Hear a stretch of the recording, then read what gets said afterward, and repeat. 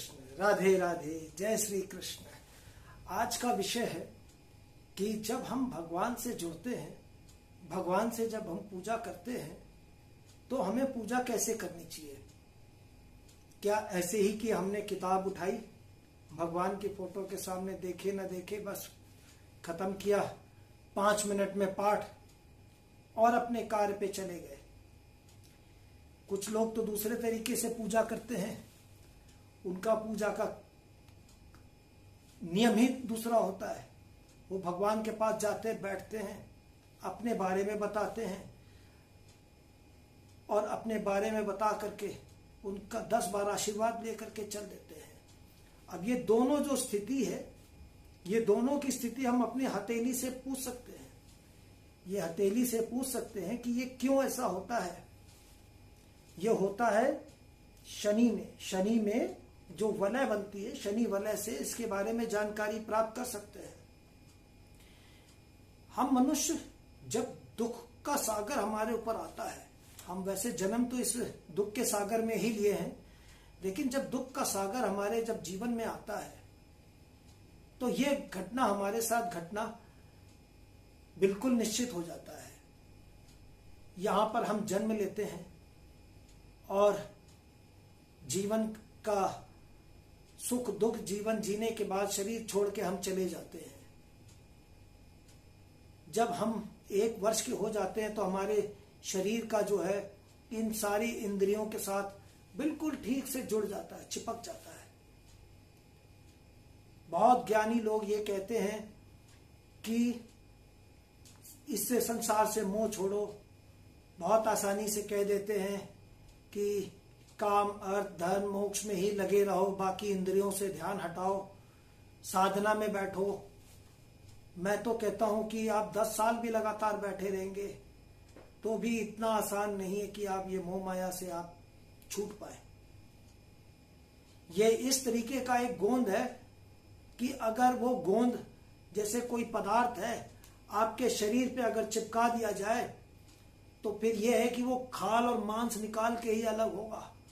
वैसे ही आपका ये जो जीव आत्मा जो आपने धारण किया है, जो जीव आत्मा मन के साथ जुड़ा है, मन के साथ वो वैसे ही जुड़ा, और वो मन इन 10 इंद्रियों के साथ ऐसे जुड़ा है कि मृत्यु के बाद भी वो भोग की लालसा लिए रहता है जब तक उसकी अंतिम क्रिया ना की जाए।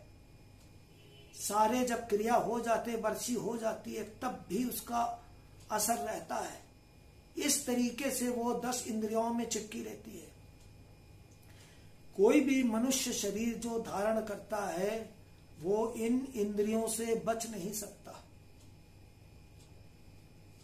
लेकिन जिस किसी व्यक्ति के शनि के पर्वत पे ये शनि वलय होती है, इन लोगों के पास सहन शक्ति बहुत ज्यादा होती है। जैसे अभी मैंने थोड़ी देर पहले कहा कि कोई अगर गोंद से कोई चीज चिपक गई तो डॉक्टर कहता है ये सर्जरी से खाल समेत निकालनी पड़ेगी। ऐसे ही ये दुख होता है। दुख जब कोई आपका अपना खो जाता है या जीवन में सिर्फ निराशा ही निराशा मिलती है तो अपार दुख, बहुत ज्यादा दुख मिलता है।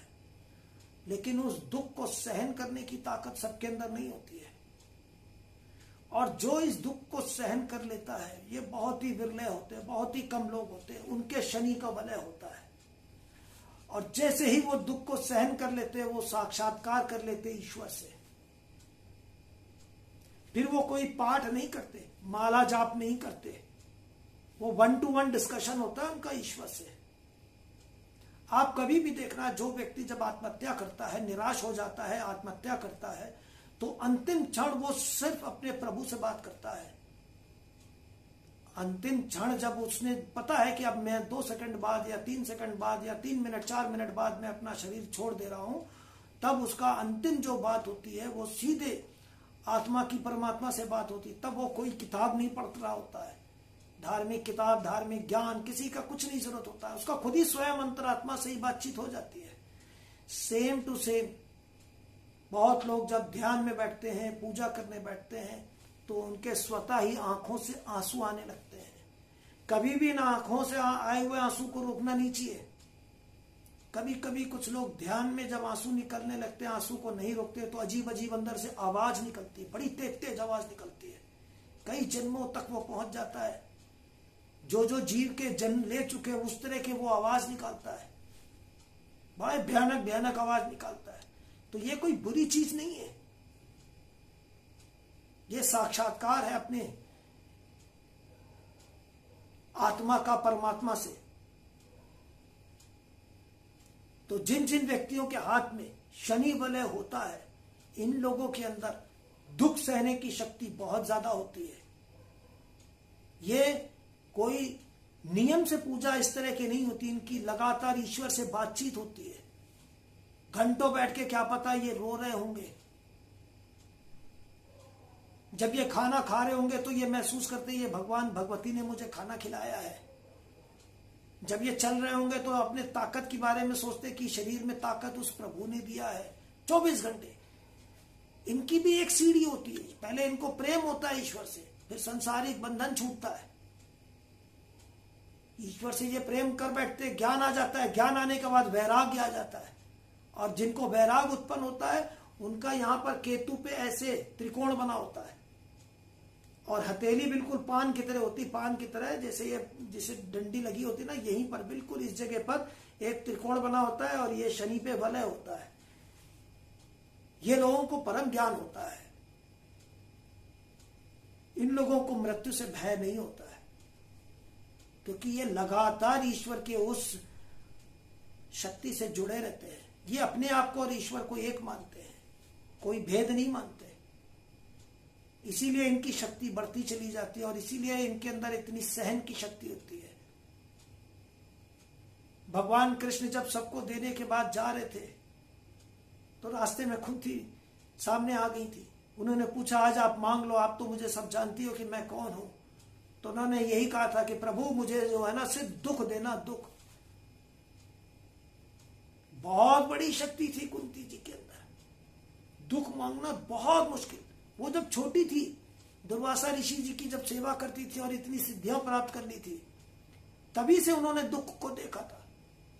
उनका पहला पुत्र कर्ण समाज की लज्जा से जो है मंत्र को सिद्ध देखे कि मंत्र काम करता भी है नहीं, उसको जो है नदी में बहा दिया था।